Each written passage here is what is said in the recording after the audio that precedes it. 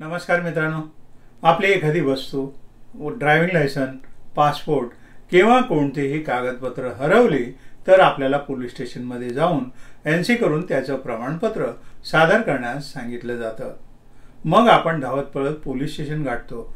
हरवलेल्या कागदपत्रांची एनसी करायची आहे असे तेथील पोलीस अंमलदाराला आपण सांगतो। मग पोलीस अंमलदार आपणास त्याबाबतचं शपथपत्र तयार करून आणण्यास सांगतो। त्यासाठी सर्वप्रथम आपल्याला 100 रुपयाचे स्टॅम्प पेपर विकत घ्यावे लागते। त्यानंतर त्यावर शपथपत्र तयार करून नोटरी किंवा तहसीलदारासमोर असे शपथपत्र आपणास नोंदवावे लागते। या प्रक्रियेसाठी वेळ व पैसा जातो। आपली कागदपत्रे हरवल्यानंतर एनसी करण्यासाठी पोलीस स्टेशनमध्ये स्टॅम्प पेपरवर शपथपत्र तयार करून देणं गरजेचं आहे का?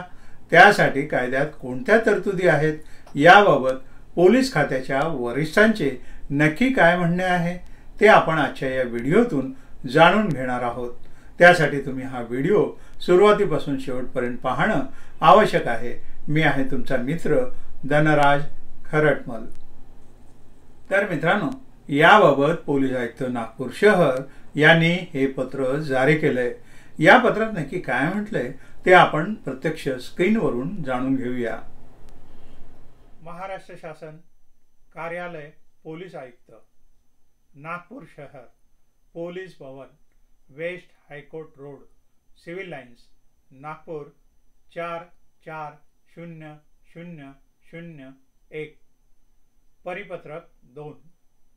विषय: पोलीस ठाणेस आलेल्या तक्रारदारास शपथपत्राची मागणी न करण्याबाबत आमचे निदर्शनास आले आहे की पोलीस ठाणेस जेव्हा तक्रारदार एखादी वस्तू किंवा पारपत्र, चेकबुक, परवाना प्रमाणपत्र यासारख्या तत्सम महत्त्वाचे दस्तऐवज गहाळ झाल्याबाबत तक्रार देण्यास येतात, त्यावेळी कर्तव्यावरील ठाणे अंमलदार तक्रारदार यांना अशी वस्तू किंवा कागदपत्र गहाळ झाल्याबाबत नोटरीकडून शपथपत्र म्हणजेच ॲफिडेव्हिट करून आणण्यास सांगतात व त्याशिवाय प्रमाणपत्र देण्यास नकार देतात असे निदर्शनास आले आहे।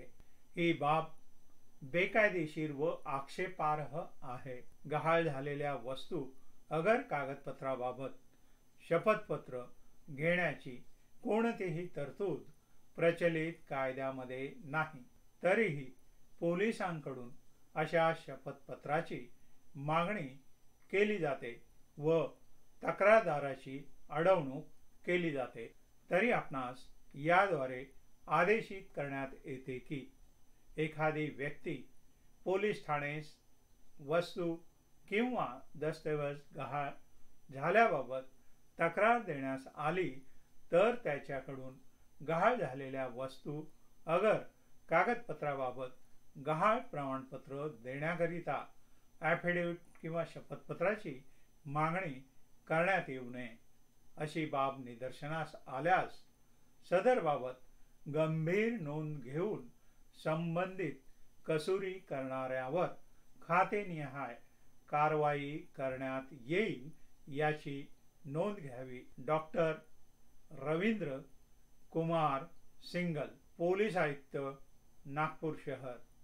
तर मित्रांनो, तुम्हाला आजचा हा व्हिडिओ कसा वाटला याबद्दल कमेंट करायला विसरू नका। याबाबत तुमचे काही प्रश्न असल्यास कमेंट बॉक्समधून बिनधास्त विचारा। व्हिडिओ आवडल्यास लाईक करा, शेअर करा, सबस्क्राईब करा।